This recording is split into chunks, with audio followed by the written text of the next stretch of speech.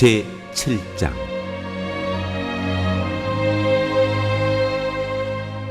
아하스 왕에게 내린 경고.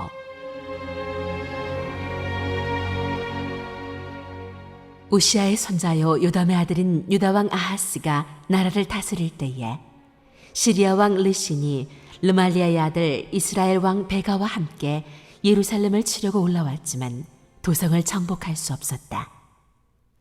시리아 군대가 에브라임에 주둔하고 있다는 말이 다윗 왕실에 전해지자 왕의 마음과 백성의 마음이 마치 거센 바람 앞에서 요동하는 수풀처럼 흔들렸다.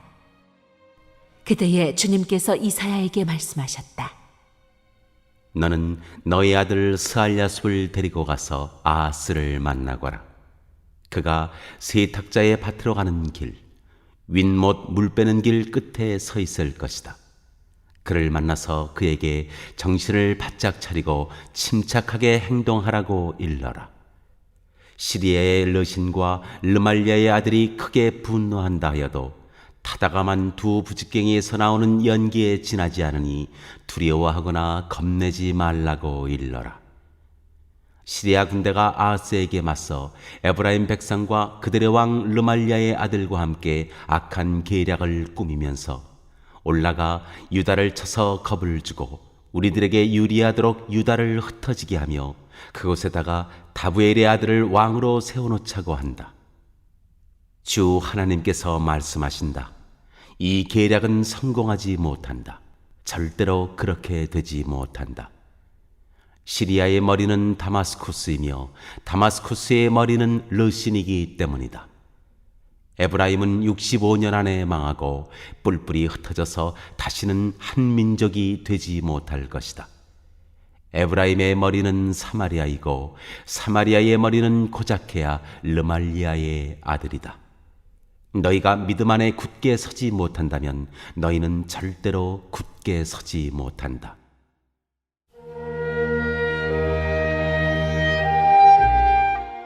임마누엘의 징조.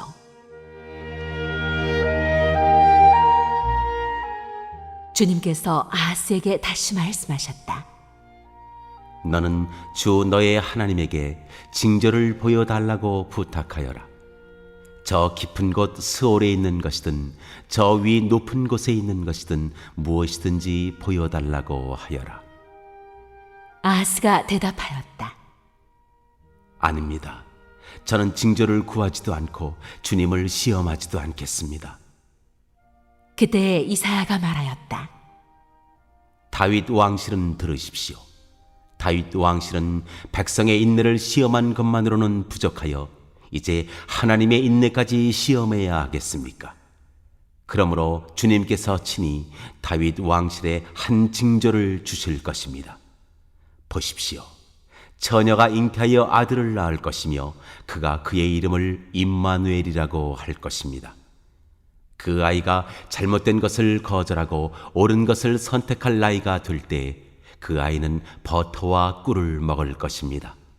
그러나 그 아이가 잘못된 것을 거절하고 옳은 것을 선택할 나이가 되기 전에 임금님께서 미워하시는 저 두 왕의 땅이 황무지가 될 것입니다. 네, 좋은 아침입니다. 오늘은 12월 6일 토요일 아침입니다. 오늘도 이 귀한 예배에 함께 하신 사랑하는 성도 여러분 모두 환영하고 축복합니다. 우리 함께 기도드리고 말씀 묵상하겠습니다. 자비로우신 아버지 하나님 감사합니다.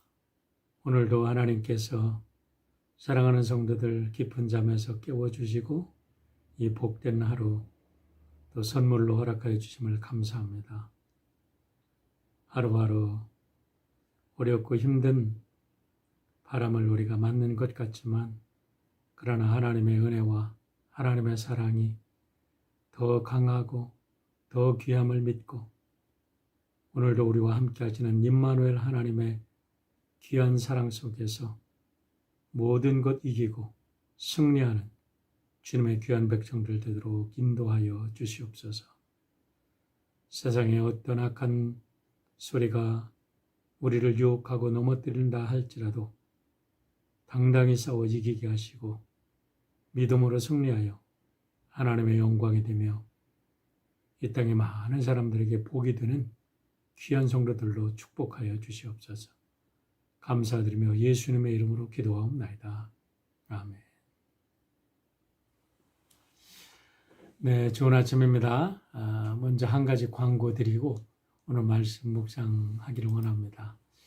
제가 새해를 맞으면서 새벽에 기도하는데 한 가지 좀 염려가 되는 일이 자꾸 마음속에 이렇게 생각이 되어서 함께 나눕니다.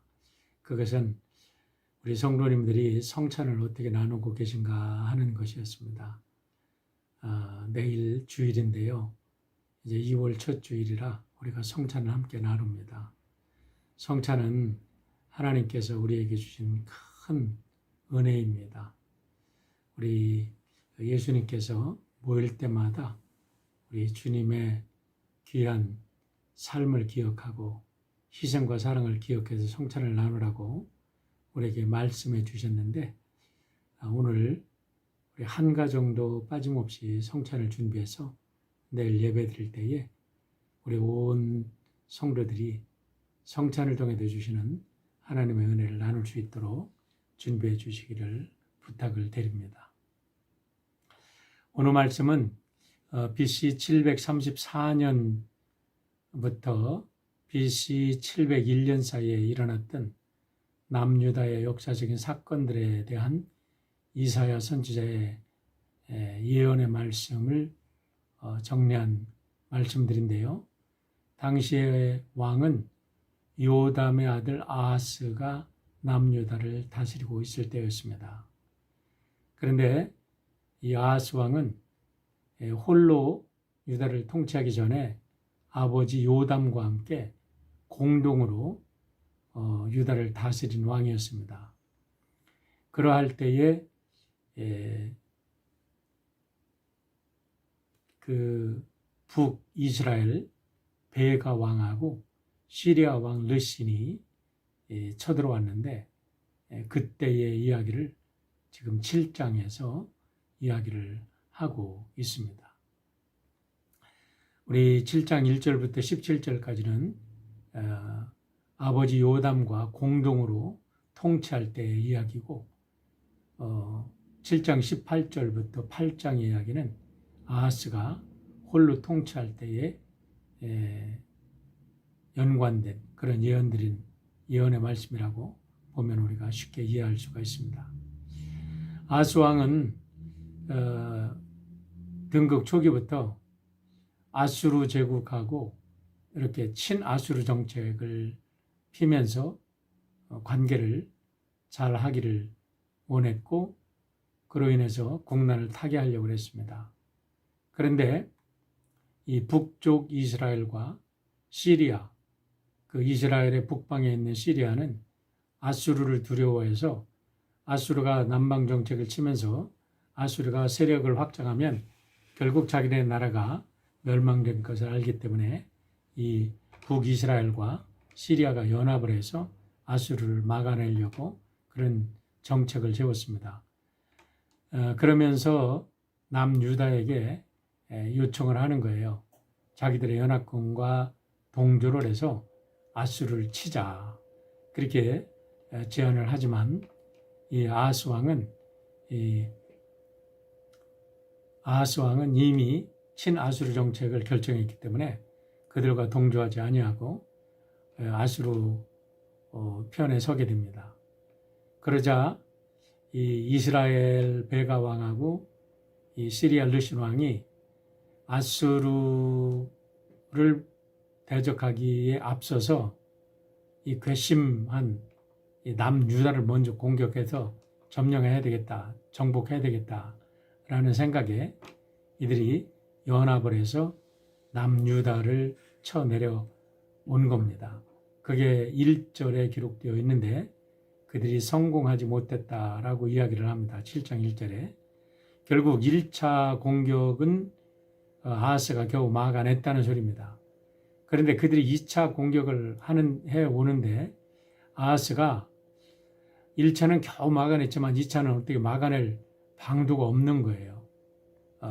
그래서 이 2차 공격을 어떻게 막았을까 하면서 그가 3절에 보면 세탁자의 밭으로 가는 길, 윗문 물을 빼는 길에 서 있다라고 표현하는데 이곳이 어떤 곳이냐면 전쟁 시에 물을 보급하는 전략의 요충지였습니다. 이 물이 예루살렘 안으로 들어오지 않으면은 아무리 많은 것들이 있다 할지라도 금방 예루살렘이 함락될 수밖에 없지요. 그래도 거기에 가서 이제 아하스 왕이 이런 군대 장관들과 아마 회의를 하고 있었던 것 같아요. 그런데 그때 당시의 상황이 얼마나 두렵고 떨렸는지 큰 바람에 흔들리는 숲풀과 같다. 그렇게 3절에도 오늘 표현을 하고 있습니다. 그런데 이와 같은 상황 속에서 하나님께서 아하스에게 이사야를 보내십니다. 그러면서 하시는 유명한 말씀이 있습니다. 오늘 7장 4절의 말씀입니다. 그를 만나서 그에게 정신을 바짝 차리고 침착하게 행동하라고 일러라. 시리아의 르신과 르말리아의 아들이 베가를 말하는 거죠. 크게 분노한다 하여도 타다가만 두 부직갱이에서 나오는 연기에 지나지 않으니 두려워하거나 겁내지 말라고 일러라.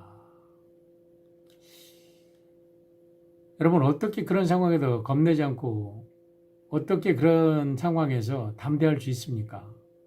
그런데 오늘 7장과 8장에 담대할 이유들을 하나님께서 이사야를 통해서 아하스에게 계속 이렇게 담대하라, 두려워하지 말아라 하면서 말씀을 하시는데 첫 번째는 뭐냐면 7장 7절과 8장 9절과 10절이 동일한 내용입니다.